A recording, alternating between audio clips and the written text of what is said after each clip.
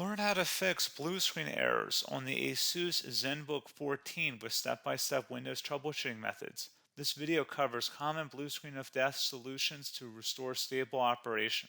So while you're performing updates, you're getting an IRQR not less or equal message, K-mode exception not handled, kernel data in page error, a lot of errors pertain to this problem, and we're going to go ahead and jump into what should hopefully be a pretty straightforward process, guys. And we're going to go ahead and jump right into it. So first thing I'd recommend doing would be to actually go ahead and boot to the troubleshooting utility on Windows 11. So if you do a hard power off 3 times in a row, Windows should automatically attempt to launch the starter prepare utility. And if it doesn't find anything, it will give you the option to select advanced settings, in which case it will take you to a screen that looks like this.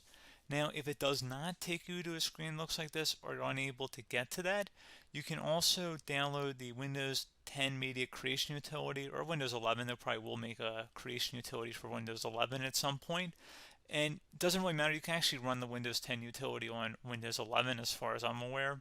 And you should be able to run the troubleshooting utilities built in within it. So you just would go ahead and download it to an ISO file and then burn it to a DVD or USB. It'd have to be about 4 gigabytes or more. It couldn't be a small USB flash drive, and it couldn't be a CD. It'd have to be a DVD. And then you'd boot your computer from it.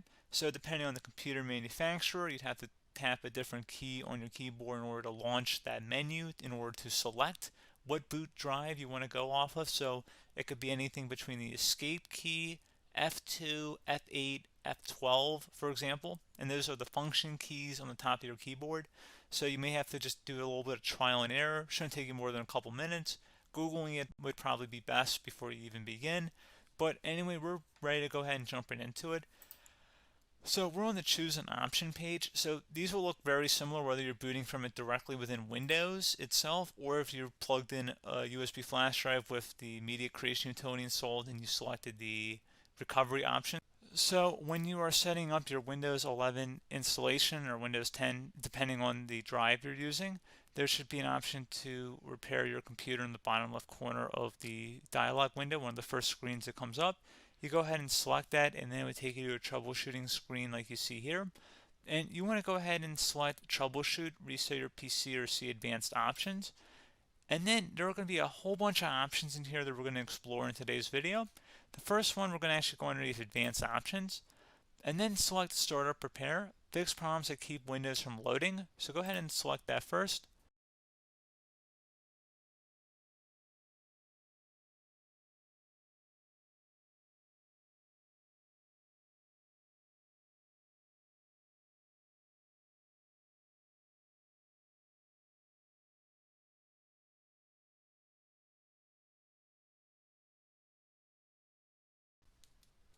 Okay, so you can see it could not repair our PC.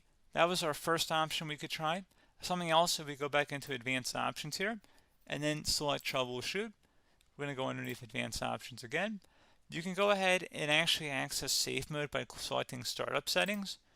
And then if you select the restart button, you have the option on the screen select safe mode with networking, which will give you a key on the screen. It'll tell you which key to press to enter that. I believe it's the F7 key. It'll do that for you.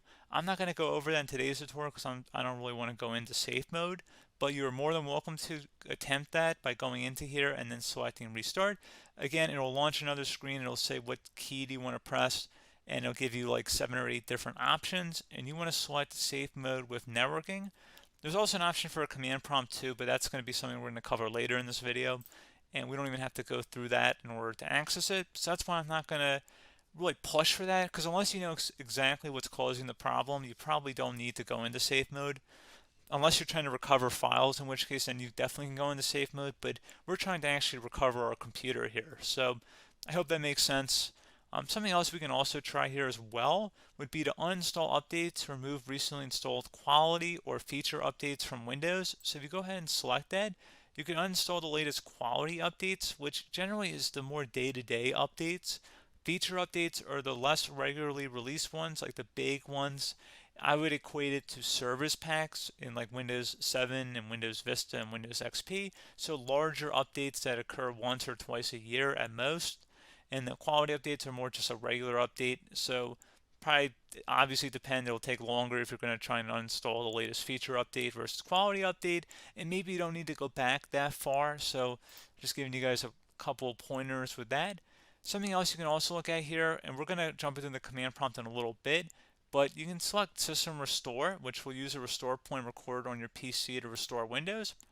And this is something I would highly recommend here, guys. So select Next. Assuming you have a restore point saved on your computer, you go ahead and select the most recently created one, and you'll select Next, and then you'll select the drive. You shouldn't actually have to select the drive. You can scan for affected programs, but we're going to keep it all default here, and then we're going to select Finish. So once started, System Restore cannot be interrupted. Do you want to continue?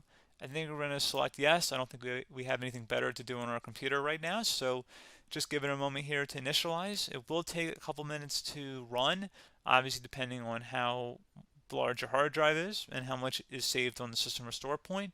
So just give it a couple minutes here.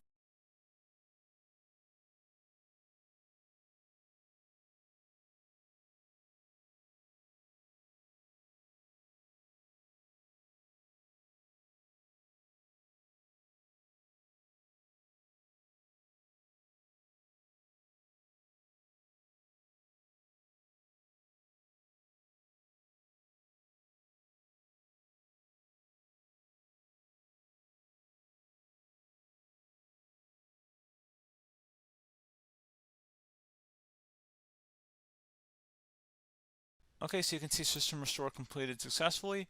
The system has been restored. Your documents have not been affected. Click the Restart button to restart your computer. Go ahead and select Restart.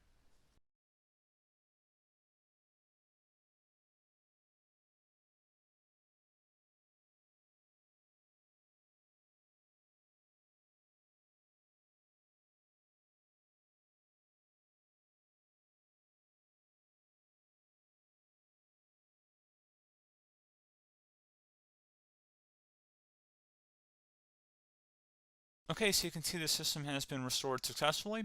We're going to go over a couple different methods in addition to that if that did not work. So I'm just going to pause the video and we're going to start back on the recovery screen that we started with. Okay, so a couple other things we can try here too. If you go back into troubleshoot, you can select reset your PC, while you choose to keep or remove your personal files and then reinstalls Windows. You can select to keep my files, which will remove apps and settings but keeps your personal files. You can also select remove everything, which will remove all of your personal files, apps, and settings. So this is more of a factory reset, the second option here. First option, it should not delete all of your personal files. However, it will pretty much clear most of your programs, and keep in mind, there's no guarantee that your information, number one, is even still available and easily recoverable on your computer to the point that you actually would be able to recover anything. And the second point is that there's always a chance that it won't actually recover and it will just do a factory reset anyway. So there's no guarantee that actually would keep your files anyway. So I would recommend trying to get a recovery tool and backing that up first before selecting it anyway. But again, those are a couple of different options. And then something else you can try here if you go back to the choose an option. Another option, if you go underneath choose an option and select troubleshoot, advanced options, and now select where it says command prompt. Okay, so the first thing we should do is type our main hard drive here. In most cases, it should be the C drive. So you just do a C colon and then hit enter on your keyboard. So once you're underneath the C drive, we're going to type in dir and then hit enter on your keyboard. It should have program files, users, and Windows all in there. That's how you know you're in the right directory.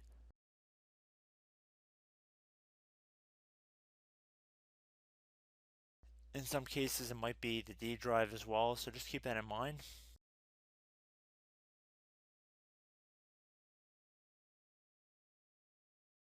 Next thing we're going to do is type in cd space /Windows /system32 /config,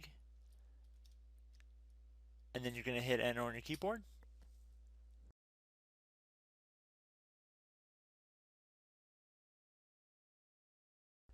So now you're going to type md space backup. If you've seen other tutorials, it might also say to put down md backup. That's because the backup name is pretty common when you want to back something up. So you can name this whatever you want, doesn't have to be backup. So if you've already made a backup folder in the past, you could do backup 1, for example. So once you're done setting the name you want the backup to be called, hit enter on your keyboard again.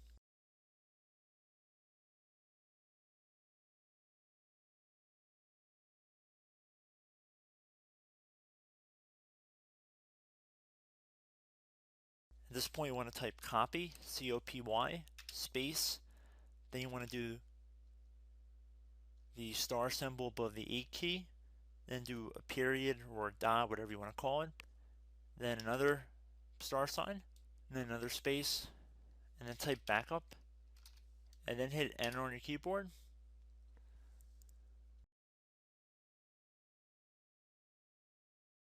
Now you want to type CD reg back, REG BACK, and then hit enter on your keyboard.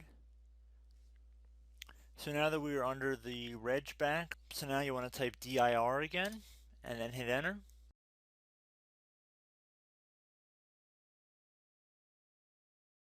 So now at this point we're going to type copy again. So copy, space, star sign, dot, another star sign, space, and then 2 dots. So we're going to type copy, space, star sign, dot, sign, star sign, dot, dot, and then hit enter on your keyboard again. So for overwrite, you want to overwrite all. So type A on your keyboard, so capital A, and then hit enter on your keyboard.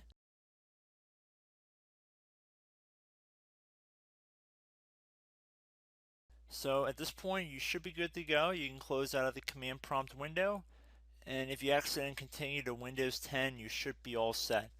So I hope one of these 3 or 4 different methods we went through in this tutorial helped you guys out.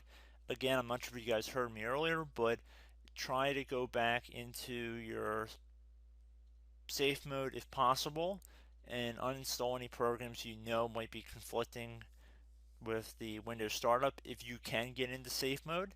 So just keep that in mind. Something very simple like that could be blocking up everything. So again, I hope this tutorial helped you guys out, and I will catch you in the next tutorial. Goodbye.